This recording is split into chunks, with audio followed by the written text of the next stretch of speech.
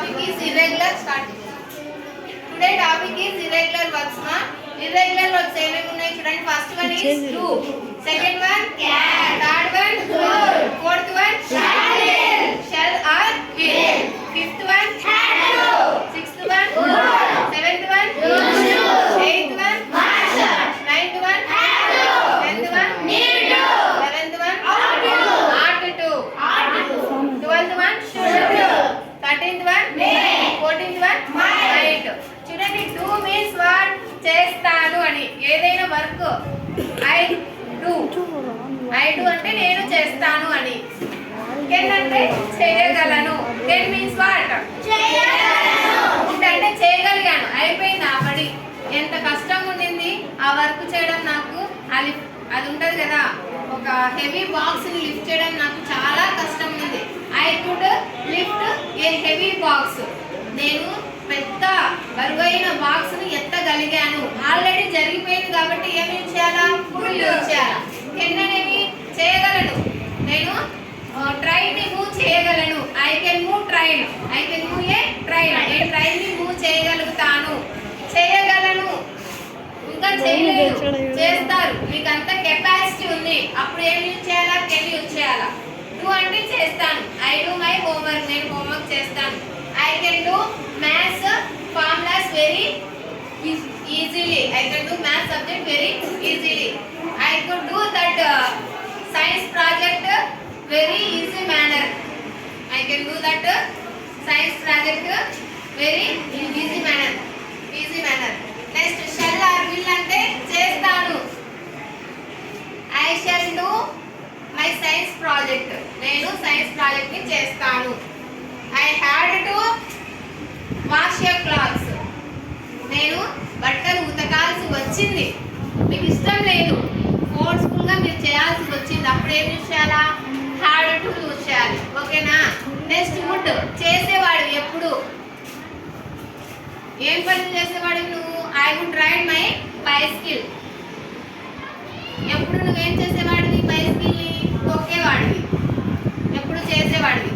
Use to అంటే అలవాటుగా చేసేవాడివి. Morning లేచిన దగ్గర నుంచి ఎప్పుడు చిన్నప్పుడు అంతా యూజ్ టు అంటే అలవాటుగా చేసే వాటికి ఏం యూజ్ చేస్తాం? యూజ్ టు యూజ్ చేస్తాం. మస్ట్ అంటే తప్పకుండా చేయాలి, ఖచ్చితంగా. I must go to temple. నేను ఖచ్చితంగా టెంపుల్కి వెళ్ళాలి. ఖచ్చితంగా అని చెప్పేటప్పుడు ఏం యూజ్ చేయాలి? మస్ట్ అనే వాటిని యూజ్ చేయాలి. నెక్స్ట్ హ్యావ్ టు, చేయాలి, ఖచ్చితంగా చేయాలి. చేయాలి. I have to go where. I have to go movie. నాకు మూవీస్ ఇష్టం లేదు కానీ వెళ్ళాలి. I have to go movie. వెళ్ళాలి, మీరు వెళ్ళాలి. I have to go market. పని ఉంది కాబట్టి వెళ్ళాలి. మూవీకి వెళ్ళాలి కాబట్టి అందరూ వెళ్తున్నారు కాబట్టి వెళ్ళాలి. అప్పుడు ఏం యూజ్ చేయాలి? have to. need to, అత్యవసరం దానికి. మీకు అవసరం ఉంది, చాలా అవసరం ఉంది, వాటికి ఏం యూజ్ చేయాలి? need to.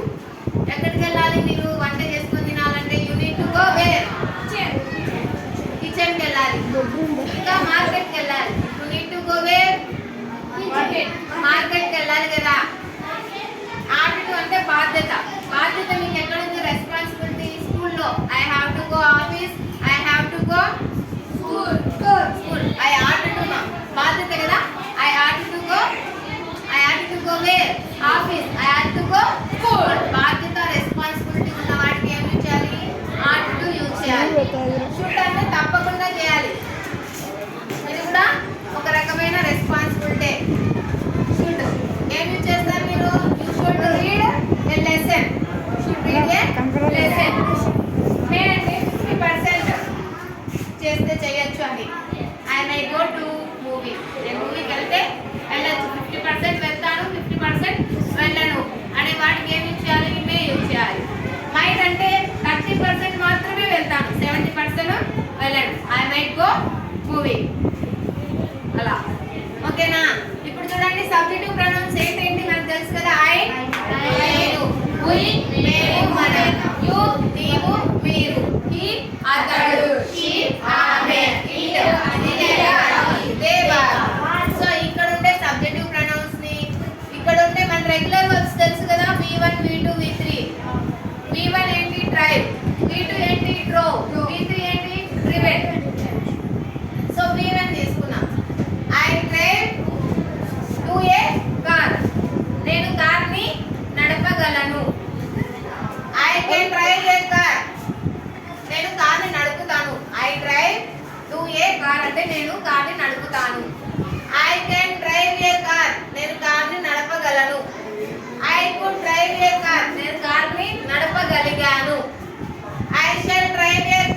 నేను కార్ని నడుపుతాను.